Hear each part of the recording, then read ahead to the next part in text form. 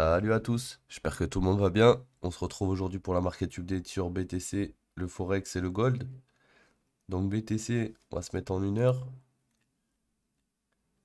On était dans ce big range. Le big range là, il a lâché à un moment donné. On est passé sous la value RLO. On est revenu dans cette demande zone. On est remonté. On est venu retester quoi? La value RA high.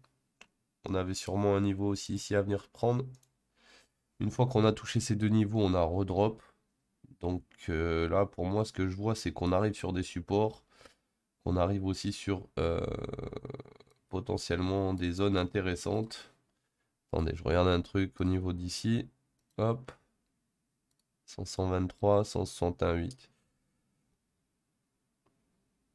Faut voir, parce que là, on commence à avoir des rejets assez consécutifs. Et quand en général, on en a un, deux, trois, derrière, on a potentiellement des fois une chasse et on a un mouvement. Donc là, qu'est-ce que je m'attends sur le BTC? Donc, déjà, dans un premier temps, on pourrait s'attendre un repli sur ces niveaux-là. Pourquoi? Parce qu'on est proche et que entre ben, là où est-ce qu'on est et là, il n'y a rien. Donc potentiellement, on pourrait dip encore une fois vers les 28,2 voire 27,8. Si jamais on dip sur les 28,2, 27,8, tout ça, il faudra voir si on descend pas jusqu'au daily. Par contre, si le daily, celui-là, il lâche, ça sera beaucoup plus compliqué pour le BTC de remonter là. D'accord? Donc pour le moment, tant qu'on est au-dessus du daily et des NPOC, il n'y a rien à signaler.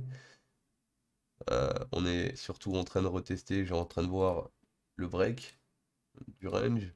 D'accord? Donc pour le moment, il a l'air de tenir. On pourrait descendre un peu plus bas, hein, genre venir retester par exemple ce niveau ou ce niveau.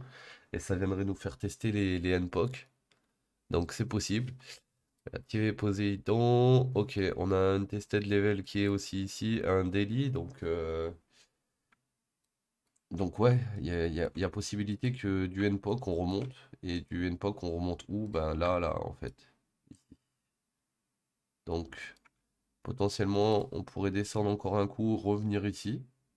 Ou alors zigzaguer ici, monter ici. Ou alors descendre ici et hop, remonter ici. Il y a trois possibilités. Les trois vont vers le haut. Parce que là, vous ne pouvez pas vous dire de rentrer en short maintenant. C'est pas possible. Faut aller rentrer en short soit proche d'ici, là, dans cette zone, ici, au niveau de quand vous avez validé le break, sur le retest, pourquoi pas, mais là, maintenant, c'est fini. Il n'y a plus de short à ouvrir ici. Même si de là, on descend jusqu'ici, je vais jamais shorter ça, hein. Enfin, faut jamais sortir ça, là, c'est mort. Là, il faut commencer à regarder. Enfin, je te dis, tant qu'on est toujours au-dessus des daily, qu'on est toujours au-dessus de ce niveau, on est toujours bullish. Donc, pourquoi aller chercher des shorts quand tu peux juste accumuler du Bitcoin ou des alt, tu vois? Donc, après, c'est pareil, il faut le faire correctement. Et faut le faire quand le BTC le permet, quoi. Là, actuellement, il est toujours bullish, il le permet, donc il faut pas hésiter. Donc pour aujourd'hui sur le BTC, attendre de voir si on va chercher le NPOC, hein, parce que je pense qu'on va aller le chercher. Et dès qu'on aura été le chercher, ben, à voir si il y a une réaction bullish sur le premier ou le deuxième, ou si on va jusqu'au daily, ou peut-être éventuellement on peut aussi rect le daily, mais bon, ça m'étonnerait. Mais bon, on verra bien ça. Donc pour aujourd'hui, je pense qu'on va avoir pas mal un beau petit range ici là qui va commencer à s'établir.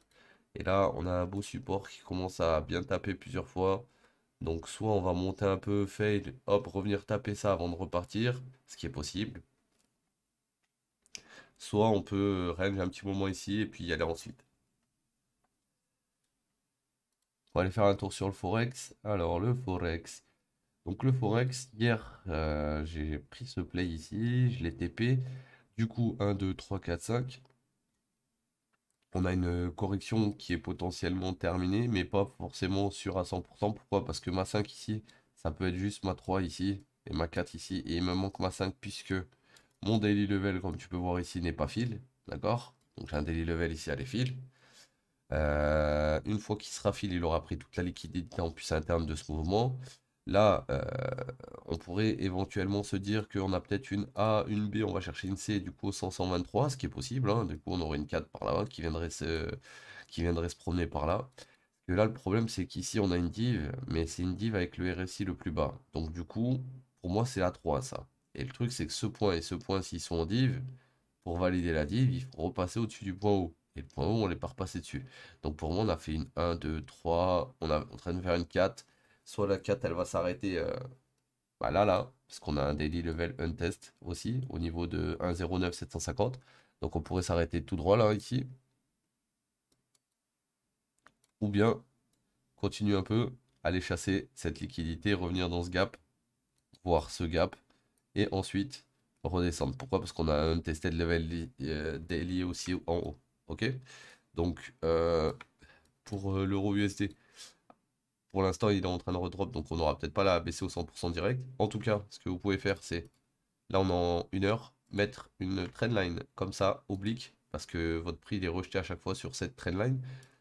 Et repérer surtout vos liquidités sur la montée. Donc là, si je dois repérer des liquidités, potentiellement la dernière elle est là. D'accord? Sous le daily level. Donc, je te laisse imaginer ce qu'il faut qu'on fasse si tu veux repartir bullish là. D'accord? Faudrait chasser ce niveau sans le perdre. Et ensuite, on continue. Le GBP USD. Bon, par contre, là, j'ai abusé. J'ai trop de. J'ai trop de. Merde. Tu vas voir. On va zoomer.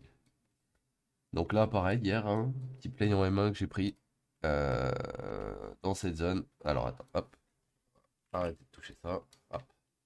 Enlever ça. Hop. Donc là, ouais, j'ai pris plusieurs plays dans cette zone. 1, 2, 3, 4, 5. Arrivé à la 5, c'était parfait puisqu'on avait une petite ending diagonale ici. Avec des résistances comme ça. Et là, quand on a cassé, bah, c'était free, hein. C'était free jusqu'en haut. Donc du coup, là maintenant, on a tout retracé. On est remonté même dans la zone du haut. Qu'est-ce qu'on peut s'attendre? On peut s'attendre à un repli complet dans cette zone. D'accord? Pourquoi dans cette zone? Parce que c'est le début du mouvement. Donc là, qu'est-ce que tu as fait potentiellement? Tu as fait ton premier mouvement qui descend. On n'a pas pris toute la liquidité. Là, on remonte. On va reprendre la liquidité avant de redescendre ici. Et si, quand on redescend ici, ça tient, on repart en haut. Si ça tient pas, on choche. Ok les gars? Donc sur lui, attendre le repli ici. Peut-être on aura encore un mouvement vers le haut avant de redescendre. Puisque là, on a fait une A. Il faut que maintenant la B se fasse correctement entière. Donc du coup, il faudra aller voir ici. Qu'est-ce qu'on a de beau? Et comme tu peux voir ici, on a un gros imbalance ici au top à aller fil. Donc ça serait potentiellement le retour de B à venir chercher là-dedans. Si la B revient là-dedans, on pourra avoir une C après qui redescend en dessous là dans cette zone. Si la B ne revient pas là-dedans, on ira peut-être sur le retour une fois qu'on aura fait A plus B pour aller chercher C, mais ça m'étonnerait. Donc, faut être patient, voir ce que ça va faire quand on va remonter au niveau des 24 600 et donc vers les 24 600, ça sera une bonne zone pour le shorter dans tous les cas, donc faudra voir. Donc on a fait BTC, Euro, GBP, on va aller faire le gold et on aura fini. Donc le gold, pareil, hier, petit play rentré, si je dis pas de bêtises, hier, on était où? Ouais, très simple, j'ai fait ça.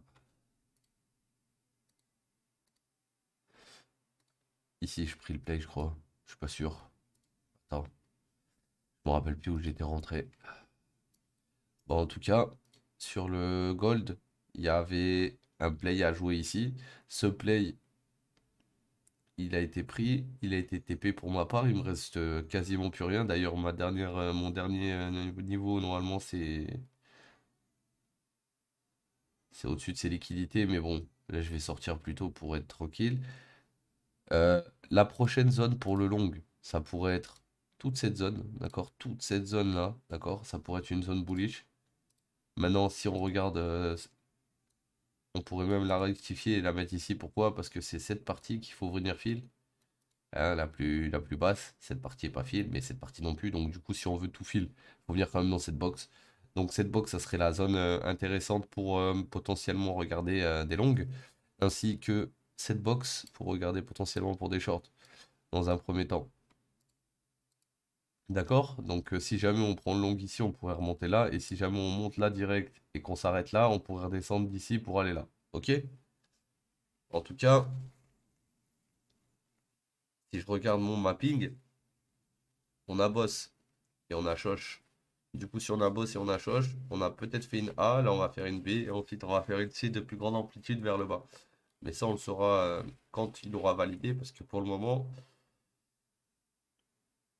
on a shosh. Donc on verra demain où ça en est. En tout cas, moi ça m'a fait plaisir de faire la petite market update comme d'hab. Je vous souhaite une bonne journée les mecs. Prenez soin de vous et on se dit à demain. Ciao l'équipe.